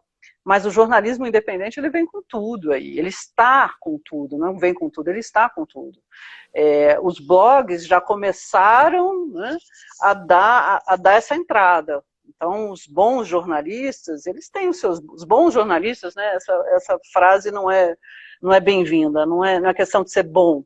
Os jornalistas que têm uma entrada, que têm uma propriedade naquilo que fazem, eles já, há muito tempo, já têm o seu blog, né? Já estão trabalhando com essa informação de uma maneira com mais calma, com mais apurações, né? Com fontes fidedignas, não é qualquer fonte, não é qualquer pessoa que vai te dar a informação certa, mas isso demanda cuidado, isso demanda tempo, isso demanda também um olhar mais acurado, né, do próprio jornalista. Então, a Marcela citou há pouco, né, a revista Fórum, a gente tem lido muitas matérias na revista Fórum e ela realmente está muito boa, entendeu? Estão fazendo matérias bem apuradas. Agora, por exemplo, você pegar pílulas de Twitter e achar que aquilo é jornalismo, não é. Aquilo lá é um manancial, é um brejo de fake news. Tem muita. E eu morro de rir, eu me divirto, porque é engraçado, porque as pessoas pegam ali e começam a refazer as histórias, né? A brincar com as histórias. Então, são 1000 histórias recontadas para chegar e dizer, falar assim, ó, isso aqui é uma mentira, é uma falácia. Mas é uma falácia que a gente percebeu lá em cima, mas as pessoas aproveitam aquele fio ali de Ariadne, né, e vão continuando essa história. Uhum. Mas, por exemplo, quando você fala dos Estados Unidos, eu acho que os Estados Unidos ele deixou um legado para a gente no cinema, né? Esse contar histórias, né? As histórias hollywoodianas. Eu lembro quando eu estudei cinema lá em 1900 e Flintstones, na FAAP, né? Estudar a história do cinema. Eu nunca tive, eu vou confessar uma outra coisa aqui, né? Os meus alunos morrem de rir quando eu falo isso, mas é verdade. Eu detesto musical, Carol. Por quê? Porque é aquela partezinha, né? Que é a parte melosa da história, é a parte onde você tem que se emocionar, a parte onde você tem que se envolver, onde querem me conduzir. Eu detesto ser conduzida, eu não quero ser conduzida, entendeu? Eu quero entrar na história por mim mesmo. Eu quero perceber os silêncios, eu quero perceber a atmosfera, o som ali extra-diegético, né? O som extra-quadro. Eu não quero a musiquinha tonta que vai, né? Que vamos cantar juntos agora. E isso tem muito do americano, né? Da claque, de vamos bater palma. Agora é momento de bater palma. Jerry Lewis. Eu não tenho a menor paciência para Jerry Lewis. Né? É muito fabricado, né? É muito fabricado, é muito fabricado. Tô tentando me ajeitar, que minha bateria acabou aqui. Eu tô fica à vontade, fica à vontade. Então, aí a gente estava falando isso, né? Dos programinhas americanos. É exatamente, é sempre a mesma fórmula. Né? É sempre a mesma fórmula. E a gente está cansado de fórmulas, né? A gente não quer mais essas fórmulas, a gente quer uma mistura, a gente quer alguma coisa que a gente ainda não encontrou esse ponto, né, de convergência entre o que é televisão, o que é internet, o que é cinema, o que é jornalismo, mas isso está vindo, isso virá com força. Eu tenho visto aqui nessas nossas conversas aqui do TPM, uma tendência a voltar para o óbvio, a fazer as perguntas óbvias, sabe? O que seria o retorno para o óbvio dentro do jornalismo? Minha mãe costumava dizer isso. Minha mãe brincava comigo, ela falava assim, uma coisa que eu odeio do jornalismo na época, ela falava assim, é quando você vê uma tragédia, a pessoa está super triste, e aí chega o jornalista e põe o microfone e fala assim, mas o que é que você está sentindo? Né? E a pessoa, o que ela vai falar? Óbvio que ela está sentindo dor, que ela está sentindo uma angústia. Esse jornalismo eu já não vejo mais, principalmente, felizmente, né, o jornalismo que eu tenho o costume de acompanhar. Mas eu concordo em parte com você que a gente precisa mudar essa fórmula, né, sair um pouco desse stand-up, né, de que o jornalista ele está ali do âncora, ele não é só âncora, ele tem sentimento, ele pensa. Né? Isso mudou, Carol, isso mudou, isso eu posso te garantir que mudou. Mas muda então a neutralidade do jornalista quando ele passa a notícia? Sim. Por quê? Porque ele deixa de ser um boneco, um ventríloco, daquela emissora, né? E ele passa a ser, ou ela passa a ser, ela. Então ela passa a comentar, ela passa a fazer um certo muxoxo com a boca, a virar o olho, a dizer, eu não acredito muito nisso. Tem uma jornalista que ela é, assim, um pouco mais velha, e eu gosto muito dela, assim, gosto mesmo. Acho que é uma jornalista, não sei se eu vou lembrar o nome dela agora, ela é de São Paulo, uma amiga acabou de falar, Neide Duarte. Eu gosto muito da Neide Duarte. Eu gosto dos textos dela, eu adoro a maneira como ela escreve e a maneira como ela se porta diante das câmeras. Eu acho que ela é ela, né? Eu acho ela muito boa. E faz tempo até que eu não vejo ela na televisão, mas eu gosto muito. Eu acho ela uma super jornalista, uma pessoa de verdade, sabe? Quando você olha, você fala assim, olha, aquela pessoa é verdadeira, né? Uma pessoa que você olha ali, ela não tem uma cara de robô, ela não parece um robô, ela parece uma pessoa. Então, assim, eu me identifico. Eu acho que essa é a chave de qualquer comunicação. Você tem que se identificar. Você se identifica com o quê? Você se identifica com aquilo que se assemelha a você, com aquilo que você tem essa proximidade, com aquilo que você de fato, né? A expressão é bem essa, aquilo que de fato que você sente tesão. Eu sinto tesão de ouvir um bom texto. Eu acho legal quando a pessoa sabe, né? Escrever, sabe dizer aquilo que ela precisa dizer. E o jornalismo hoje em dia, ele está muito burocrático. E é essa burocracia que eu percebo que ela está acabando, ela vai acabar. Ela vai acabar porque as pessoas estão sentindo a necessidade da verdade. E a verdade é isso mesmo, é a jornalista acordando, às vezes sem maquiagem, às vezes correndo na chuva. Tem uma outra jornalista também de TV que eu brinco, toda vez que eu a vejo na TV eu falo, essa moça trabalha pra caramba, porque assim, ela roda Brasília o dia inteiro e ela fala aquilo também com muito envolvimento. E a gente percebe esse envolvimento, né? Não é, ela gosta. Então, assim, quando a gente gosta do que a gente faz, a gente costuma se doar, né? E essa doação, ela é perceptível, né? Não adianta. É notório, né? Vem ali. E eu percebo muito isso. Diga. Você falou uma coisa da identificação que a gente tem que ter com o profissional, né? E trazendo de novo para as lives, é impressionante, porque, óbvio, a pessoa que te segue, ela já quer saber de você. Mas ela está disposta a ouvir você fazer uma live de 3 horas, né? Você começa a ver a possibilidade de trazer o tempo do cinema para uma live, com respiros. Porque eu falo assim, de desenvolver raciocínios, desenvolver, né, uma entrevista mais profunda, uma conversa mais livre. Mas olha como isso é contraditório, né? Por exemplo, numa sala de aula que eu te falei, um aluno não aguenta ficar 4 horas em sala de aula, nem eu. Eu tenho claustrofobia, toda hora eu falo, gente, eu preciso sair em intervalo, preciso beber água, preciso tomar um café, preciso fazer xixi, preciso olhar alguém, preciso conversar, eu não aguento. Na sala de aula a gente precisa arejar também, a gente precisa dar um tempo. Então o que eu faço?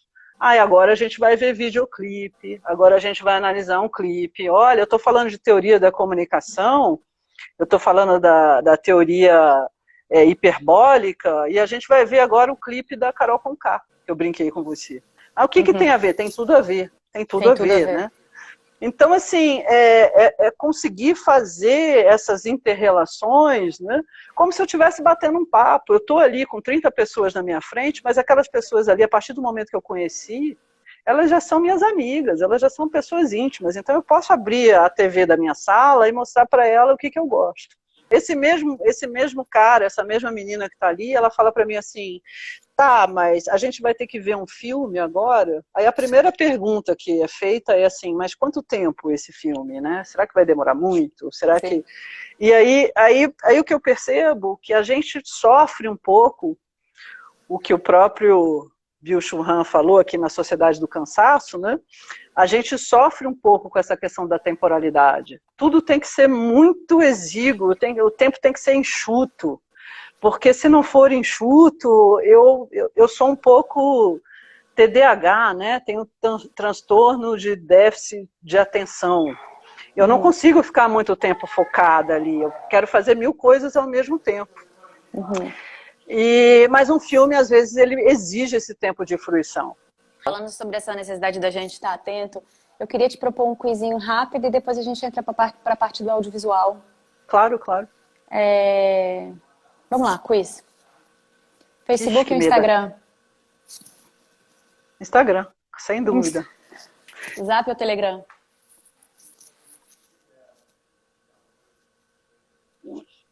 Os dois, eu acho que o Telegram é melhor. Eu uso mais o Zap, mas o Telegram é melhor. Netflix ou Amazon? Netflix. Texto ou áudio? Os dois. Áudio ou imagem? Imagem. Vamos fazer o seguinte, a gente ainda vai entrar num tema bem grande aqui, que é toda a parte do audiovisual, que a gente tem material para mostrar. Que tal Legal. a gente tomar uma água? Eu vou ter que sair desse lugar que eu tô, por conta da minha estrutura aqui familiar. Topo e a gente super. se encontra em 1 minuto, pode ser? É bom que a gente dá um respiro aí pro pessoal. Dá tempo de eu tomar uma aguinha e volto já. Vamos Beijo, fazer até isso? já. Opa, agora entrei. Opa! E aí, tá bem servida? Ó, tô aqui, ó, servida numa água. Água cura qualquer dor de cabeça. Vamos lá. Ah, é verdade, você tá com dor de cabeça. Mas queria aproveitar, Rose, e te perguntar assim, esse nosso cinema brasileiro, né? Que cinema é esse que a gente faz hoje? Então, essa pergunta, a gente ficaria aqui, acho que um dia inteiro para tentar sintetizar algo que não dá para ser sintetizado, né? Eu acho que o nosso cinema, ele tem um legado, né? Isso não tem como negar, né? Ele tem um legado muito, muito, muito forte, assim, histórico, ele tem um legado sociológico, mas eu acho que o nosso cinema, a grande força do nosso cinema é a nossa gente, né? É o foco, é o plano detalhe daquilo que nós somos, né? Quem nós somos, né? Quem é esse brasileiro, essa brasileira, como a gente pensa, como a gente sente, como é que a gente pode reverberar essa nossa poesia através das lentes. Outro dia eu li uma matéria, né, fazendo esse gancho do jornalismo, que me doeu um pouco, me deixou assim meio triste, porque uma documentarista, uma roteirista, e ela falou assim, eu estou procurando um diretor para a minha série que eu vou fazer, né, fazer uma série sobre a Marielle Franco.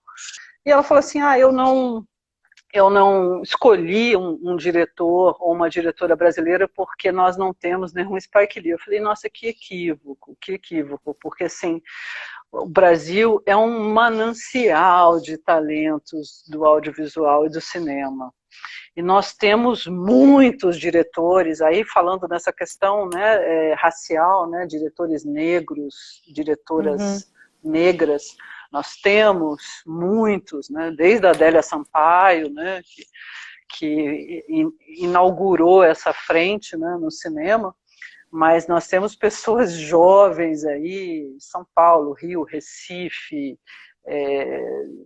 enfim, tem vários cineastas e realizadores, né? Agora não se fala mais cineasta, acho engraçado, as pessoas falam, eu sou um realizador, eu sou uma realizadora.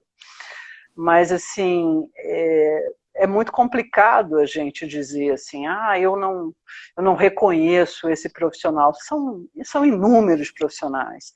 E profissionais que fazem um cinema de qualidade. O que significa fazer um cinema de qualidade, né?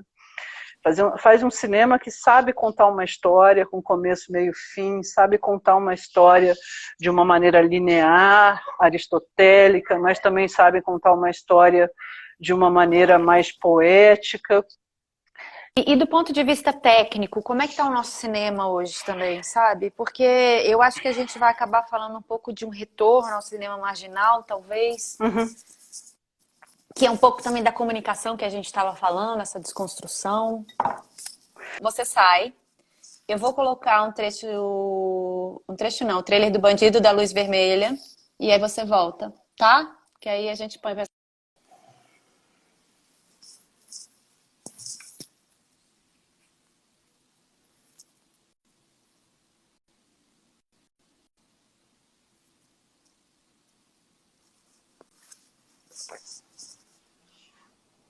Aí o bandido.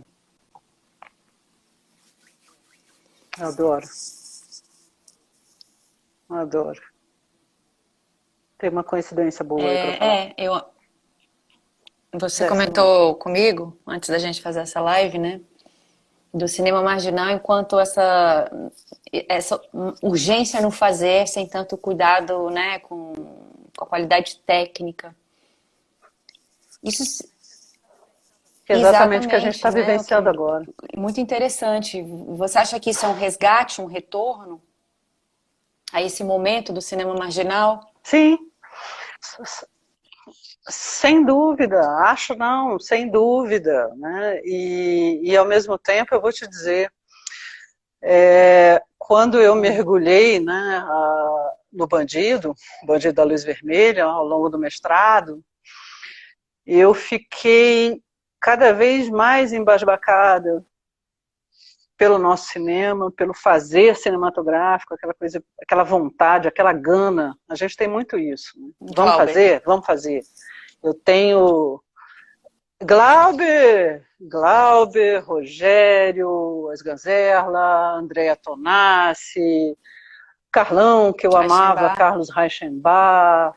Muito foi falado, né, sobre essa gênese aí do cinema, né, do cinema marginal, do Sganzerla, do Candeias, o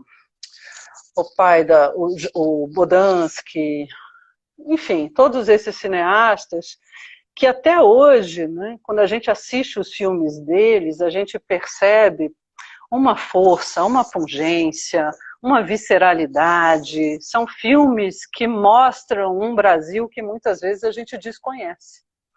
Um Brasil que o bandido é isso, né? O Bandido da Luz Vermelha, ele não é só um marginal. Ele é um marginal, mas ele também é um anti-herói, né? Ele é um brasileiro com dúvidas. O filme tem uma pegada até existencialista, Carol. Ele começa com uma frase ali, né?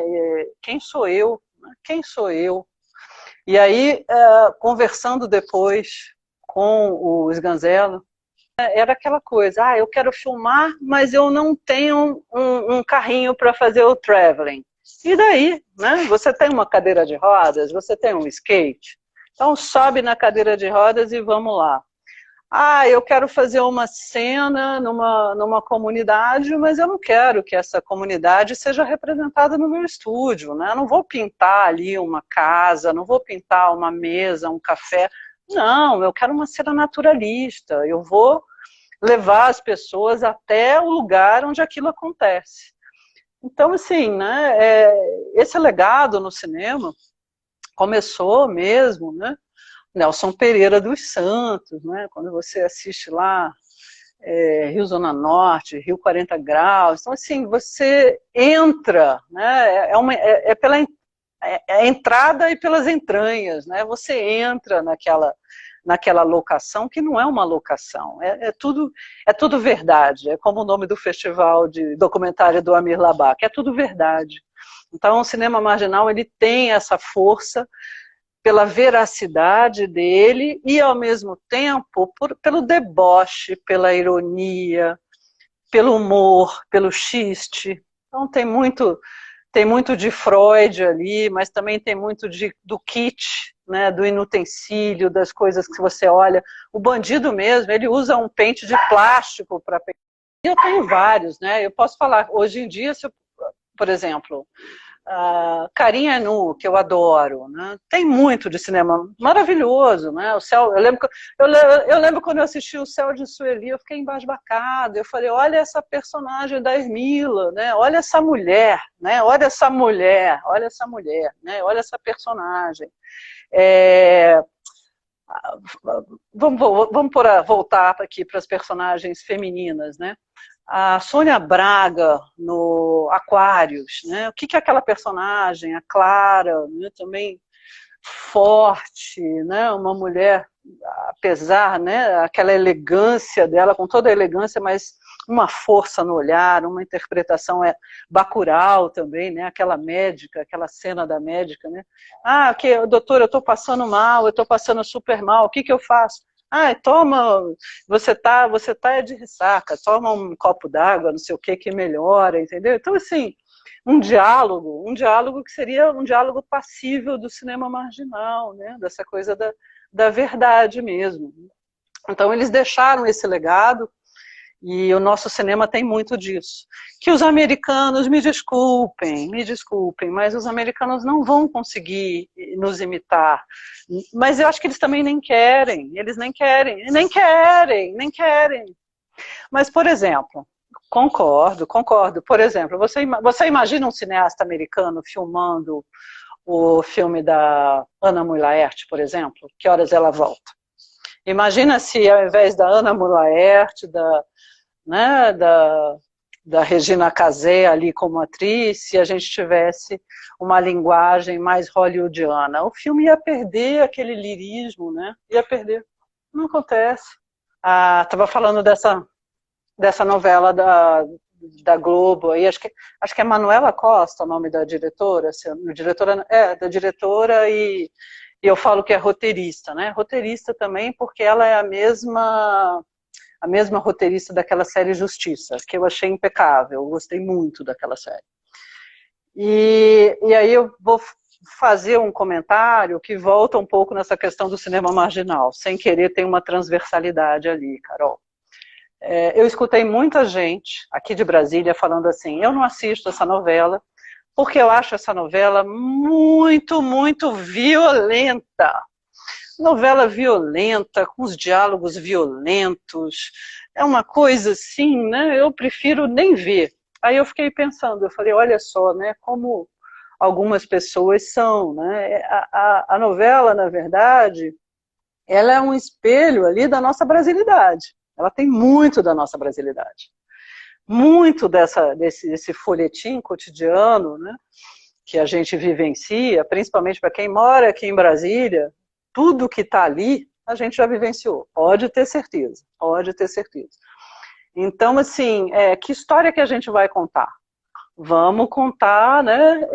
Falei errado, né? Não é Manuela Costa, é Manuela Dias. Petra Costa, Manuela Dias.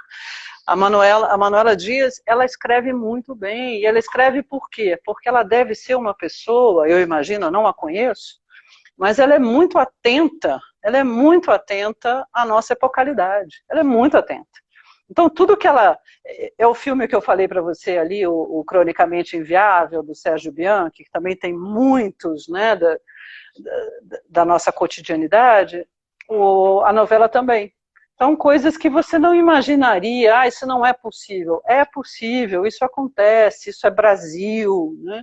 As pessoas pensam dessa forma, infelizmente, essa corrupção aí, arraigada na política, que isso é o que nos entristece, né? E ao mesmo tempo que a gente pensa que um dia isso vai mudar, a gente tem esse sonho utópico, né? Eu pelo menos eu acredito, eu tenho esse romantismo de achar que um dia a gente vai ter gente que de fato vá nos representar, assim como a gente tem no cinema, né?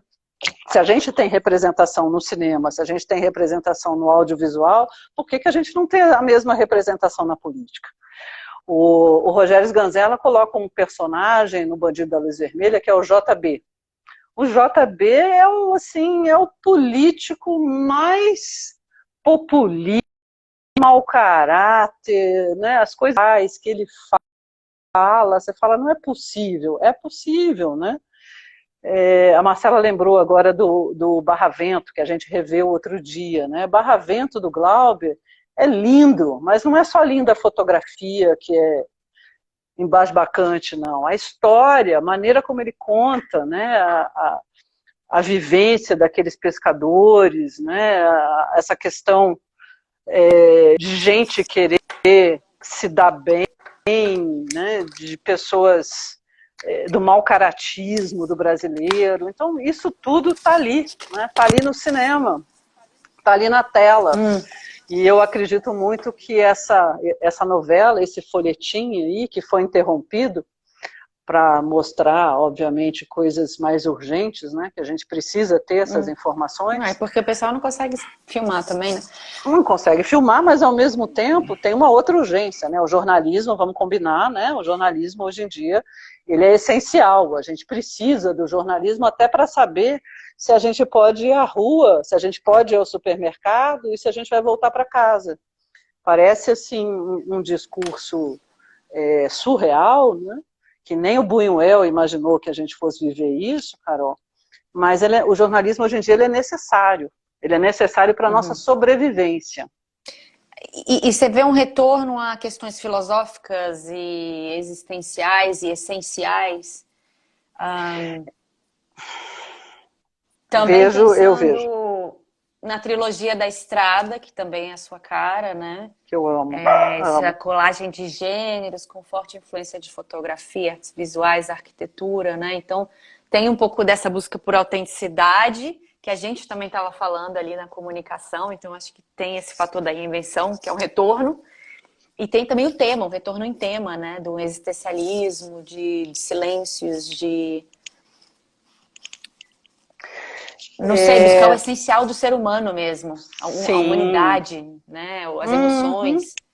Sim, a nossa essência, né? Vamos buscar a nossa Sim. essência. Quem somos nós, né? Essa questão, quem somos nós, para onde vamos, o que queremos. Você falou do cinema americanizado, né? Eu lembrei agora, por exemplo, da Chanchada. Eu falei para você que eu detestava musical por causa do cinema americano, que me fez, né, ter que gostar disso. Assim como eu também, na época, não tinha muito amor pela Chanchada. Hoje eu já entendo a Chanchada por uma outra ótica. Mas o cinema brasileiro, né, quando na década de 50, esses esquetezinhos, essa coisa, esse humor forçado, essa coisa, olha, agora é o momento de rir, né? Aí vamos colocar ali a claque para bater palma, vamos rir, gente, né? Vamos rir. Nossa, é horrível isso, você conduzir uma emoção. Uma emoção não é conduzida. A emoção, ela simplesmente vem, né? Você sente, você é tomado por aquela cena. Então, quando eu decidi pesquisar os filmes, né, dessa trilogia, do Wim Wenders, trilogia da Estrada, eu lembro que na época muitas pessoas falaram para mim assim, poxa, mas por que você vai buscar filmes da década de 70, sendo que você tem uma cinematografia muito mais atualizada, do próprio Wim Wenders, né? Tem um outro filme do Wenders que eu amo, que é o Asas do Desejo, não sei se você viu Asas do Desejo. Mas Asas do Desejo é maravilhoso, né? Você tem ali uma poesia do Peter Hand, que você tem toda essa questão, né, existencialista do anjo que vem à Terra para nos salvar. Cadê? Né? Eu estou precisando desse anjo. Cadê esse anjo agora aqui para nos salvar, né? O Damien, né? Cadê esse anjo? E ao mesmo tempo voltando lá para a Estrada, né? Por que filmes da década de 70? Porque esses filmes são filmes que eles têm mesmo uma capacidade de contar uma história, e uma história que vem com toda a calma, com toda a linearidade. Essa cena é linda, olha que maravilhosa. É isso, é exatamente isso. Olha isso, eu fico boquiaberta porque é apaixonante você ver um filme que conta uma história com calma, com tranquilidade, né? Alain Resnais, Julie Jean, todos, maravilhoso, Godard, Truffaut, que mistura, né? A pintura. Pintura. Olha, é isso, Paris, Texas. A fotografia do Wenders nesse filme, principalmente no Paris, Texas, é muito Hopper, né? O retrato da nossa solidão, da nossa angústia, a incomunicabilidade, essa vontade de falar, de tocar, mas tem um vidro, olha. E hoje a gente está assim, né? A gente está reclusa, a gente está dentro. A gente se voltou para dentro, né, das nossas... A gente se voltou para dentro das nossas casas, mas a gente se voltou para dentro da gente também, da nossa essência. Né? Então, o que é essencial? O cinema é essencial? É essencial. Fazer filmes é essencial. Por quê? Porque eu preciso contar histórias. Eu preciso que essas histórias sejam vistas E elas vão ser vistas e vão ser interpretadas, né,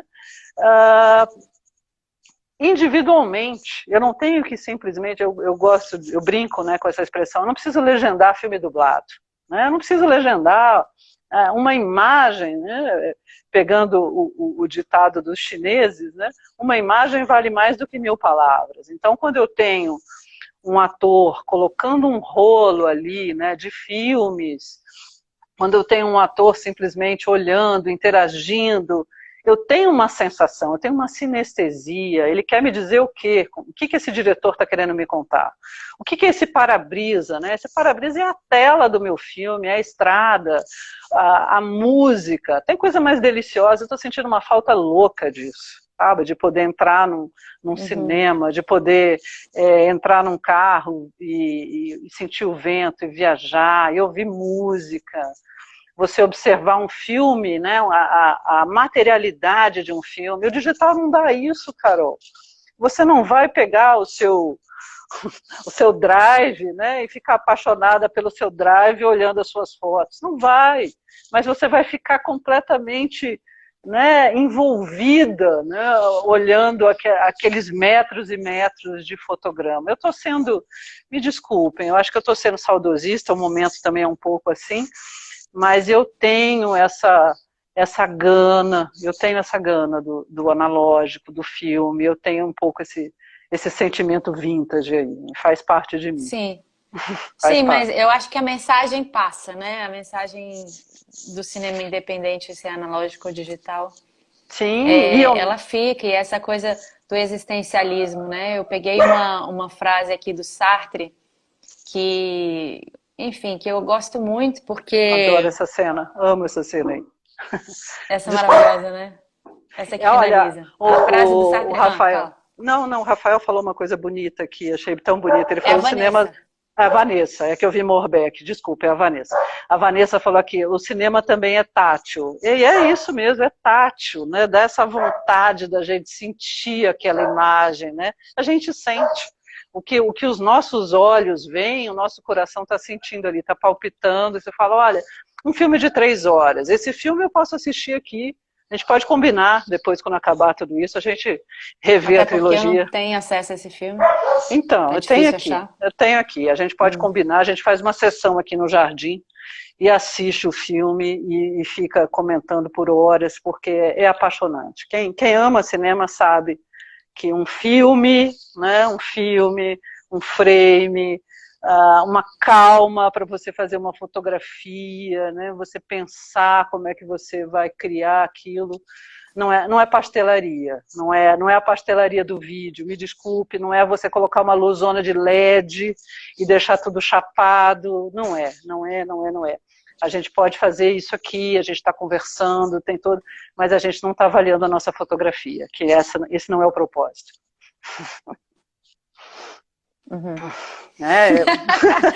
A gente está analisando a coisa dos road movies, né? Que é uma delícia, filmes de estrada, e que não são cronológicos. Filmes de estrada é como a nossa conversa aqui, Carol. Nossa conversa aqui, ela não tem uma cronologia, ela não tem a obrigatoriedade da cronologia, mas ela tem a obrigatoriedade de você fazer o passeio. É um passeio, e você vai passeando, né? Você vai entrando em diversas paisagens, se confrontando com essas paisagens, e essas paisagens vão trazendo para você memórias, sensações. Por isso que a Vanessa falou, é tátil mesmo, porque a gente sente, não é só, eu vi um filme, não, esse filme está dentro, cachorrada. E esse road movie, ele tem lugar de chegada? É uma viagem que precisa chegar em algum lugar, sabe? Onde se quer chegar com essa viagem?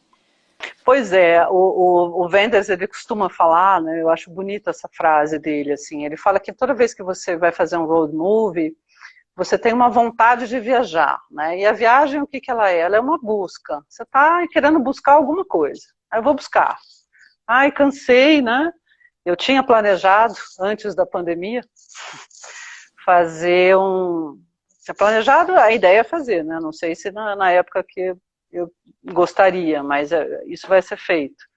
da gente pegar a estrada, no motorhome, eu, a Marcela, as cachorras, e a gente vai para o Uruguai. E a nossa ideia qual é? A nossa ideia é fazer um filme, né, desse trajeto, para trabalhar essa questão da identidade, de gênero e a empatia. Porque normalmente quando você vê na estrada, você não vê muitas mulheres dirigindo sozinhas, você vê mais homens. E normalmente os homens é que são os heróis dos road movies, né? São eles que saem de casa para viajar. Ah, cansei, vou comprar ali um maço de cigarro e já volto. E aí nesse maço de cigarro eu entro no carro, eu parei num posto de gasolina, bem Hopper, né? Chego lá no final da tarde, 6h30, posto de gasolina, compro a minha, filme americano, né? Compro a minha Budweiser e entro no carro, meu pacotinho de batata chips e vou para algum lugar. E aí põe o meu som, né? Vou pôr ali o meu Lou Reed, tô a fim de ouvir lá. Take a white, como é que é a música? Take a white, esqueci agora a letra do Lou Reed, me ajuda aí. Eu sei qual é a música, mas eu não lembro Tô da aqui, letra. Pra falar, tô tentando lembrar. Take a walk on the wild side. Take a walk on the wild side, exatamente. Vamos lá, né? Vamos dar uma passeada no lado selvagem da vida, né? E aí nessa passeada, eu tô querendo ir, eu vou. E vou para onde? Ah, não sei. Ah, pode ser que essa minha viagem dure uma semana, mas pode ser que eu resolva dar uma escada. Ou vai durar 15 dias, um mês. Pode ser que ela dure muito mais. E aí as coisas que eu vou encontrando pela estrada, a mudança de clima, os personagens. Então, Wenders disse, através de uma foto, né? O Dennis Hopper, quando fez o Easy Rider, ele pegou uma foto. Ele viu a foto assim, aí ele olhou aquela foto daqueles dois caras de moto, assim, e falou, poxa, essa foto dá uma vontade de fazer um filme, né? Então, a partir de uma fotografia, veio toda uma história revolucionária, né, que mexeu com a cabeça de um monte de gente no final da década de 60, que é esse filme que é maravilhoso, né, que é o Easy Rider, Sem Destino. Então, e o Wenders também viu esse filme, também se apaixonou por esse filme. E esse filme dá vontade de viajar mesmo, né? Você chega, você sente aquele vento ali. Quer colocar capacete, eu quero subir numa moto. E eu já fiz isso muitas vezes, Carol. Eu sou muito apaixonada por... minha mãe brincava, né? Eu sou muito apaixonada por tudo que tem rodinha. Eu gosto de carro, eu gosto de moto, eu gosto de bicicleta, eu gosto de skate, eu gosto de patins, eu gosto de tudo que tem rodinha. Eu gosto de tudo que me leva, tudo que me leva. E aí é isso, né? Filmar um road movie é filmar alguma coisa que está em movimento, que não é constante, que tem muito a ver com o budismo também, né? Que é essa coisa tudo é mutável, né? A gente está aqui agora, mas de repente pode ser que amanhã, pode ser não, amanhã a gente já vai estar em outro lugar, pode ser que amanhã a gente pense diferente. Então as coisas não são, né? É o que o Heráclito dizia, né? Você nunca está naquele mesmo rio, né? O rio ele sempre muda, as águas são sempre diferentes, as coisas não são iguais. Mas eu vou delirando e vou puxando coisa quando eu vejo. Não, eu acho que é isso, assim, você falou dessa coisa do road movie, você falou de tantas coisas, e como é que você alinhava, você sendo uma pessoa de narrativa, né? Como é que você alinhava isso tudo no decurso do seu tempo? Pois é. Isso é uma outra questão também, né? Eu peguei algumas fotos, eu cheguei a comentar isso com você, né? Eu resolvi fazer um filme colagem, na verdade, né? Um filme colagem que eu fiquei pensando assim, eu falei, eu tenho tantas fotos, tantos trechos de filmes, alguns textos, algumas poesias, coisas que eu escrevi e que eu acho que eu poderia, de alguma forma, compartilhar isso. Então eu tenho vontade de compartilhar isso. E aí eu comecei a editar isso, e essa edição também, essa vontade veio, por isso que é bom a gente conversar com as pessoas, né? Eu estava num grupo de estudos, que eu faço parte lá na UNB, que é um grupo de estudos de cinema, né, experimentações visuais e narrativas, né? E aí nesse grupo de estudos, a Denise, né, que é uma cineasta, a Denise Moraes, ela também é do grupo, e ela falou assim, poxa, por que você, ao invés de trabalhar a essência do filme, você não trabalha a sua essência no filme, né? E eu fiquei meio assim. E aí a gente começou a conversar ali, e eu comecei a contar para ela algumas histórias minhas, e eu sei que no final a gente terminou chorando, todo mundo ali na sala ficou chorando, inclusive eu, né? Porque eu me emocionei um pouco com a minha história. E eu cheguei à conclusão que valeria a pena ser contada, porque não é todo mundo que conhece, e ao mesmo tempo porque tem essa força aí muito grande, né? Do anti-heroísmo, que tem essa força muito grande também, de uma mulher que acredita no audiovisual, que ama a fotografia, que ama cinema, música, as artes, na sua essência, e que, de alguma forma, quer dividir isso com quem quiser, né? Então, assim, é um exercício meu que eu estou nessa fase agora, meio que colocando, né, para o mundo, colocando para o mundo.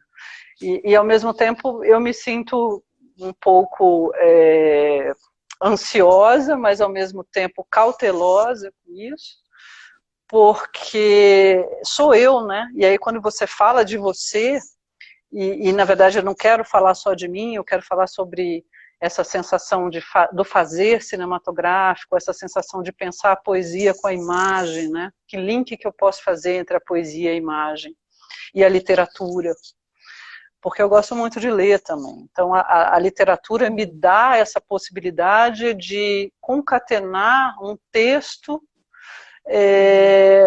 ligado a uma imagem da minha memória afetiva.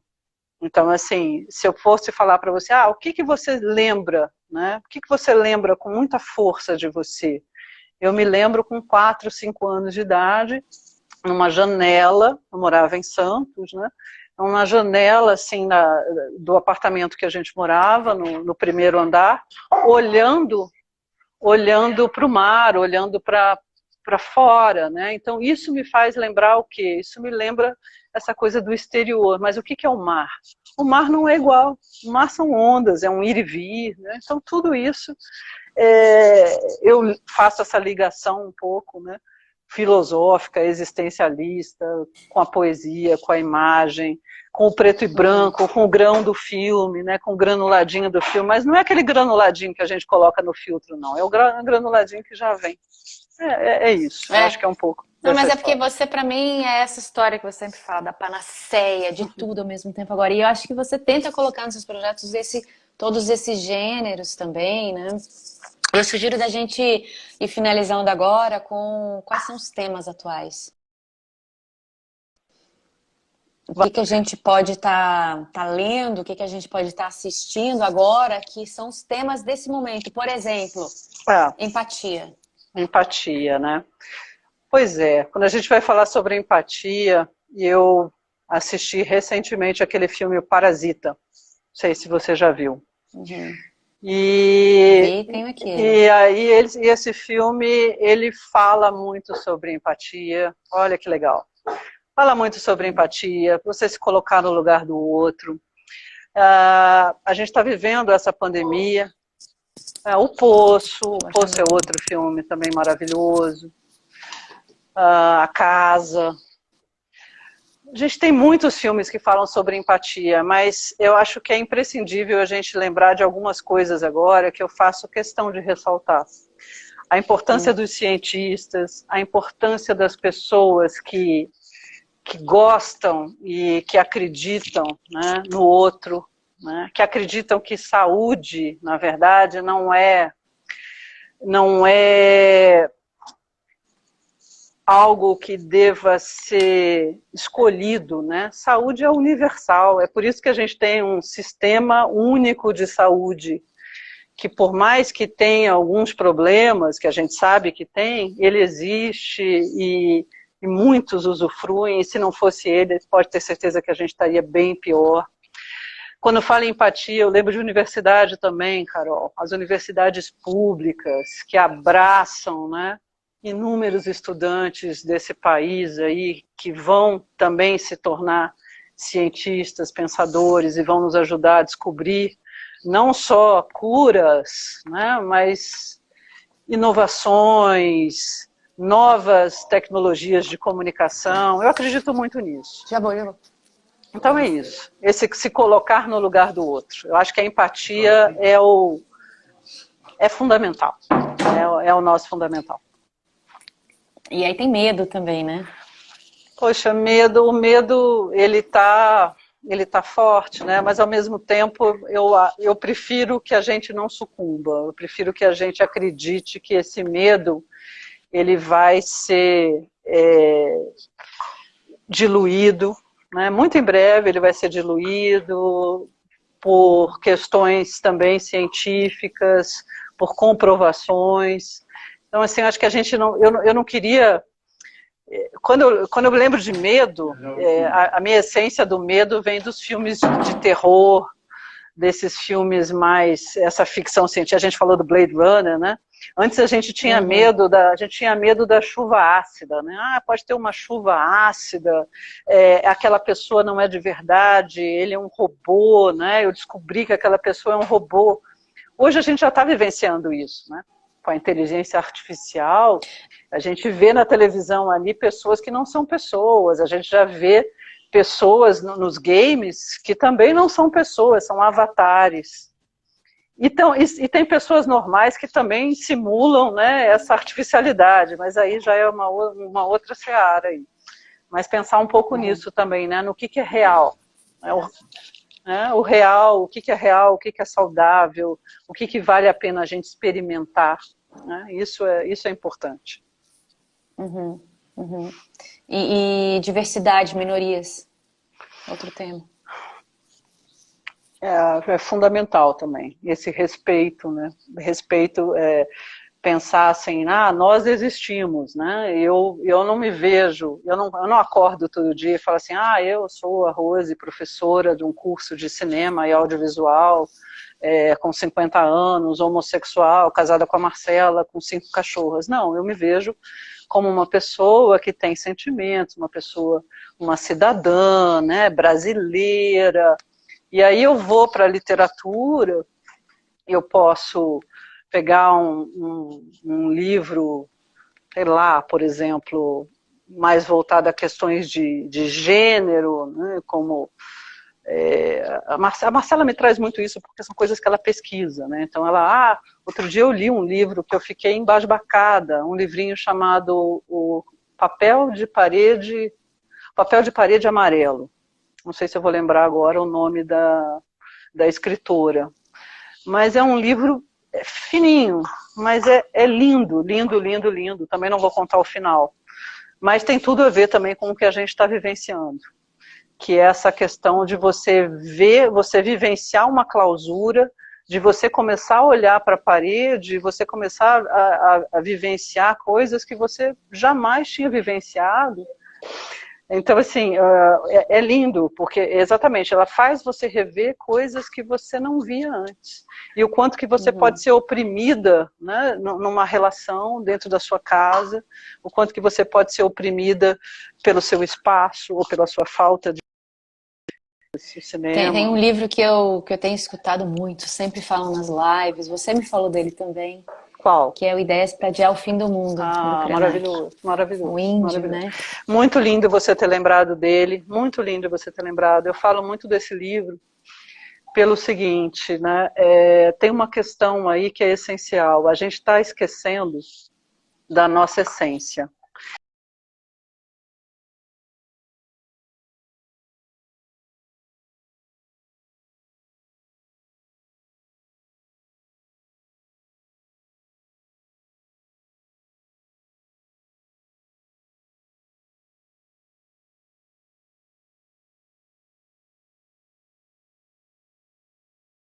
Parceira.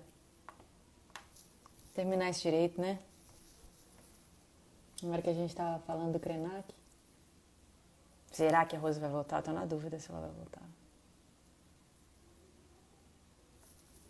Será que ela achou que acabou? Gente, é isso. A Rose não vai voltar. Ela tá morrendo de dor de cabeça. A gente extrapolou totalmente o horário aqui. Obrigada, boa noite. Fiquem bem.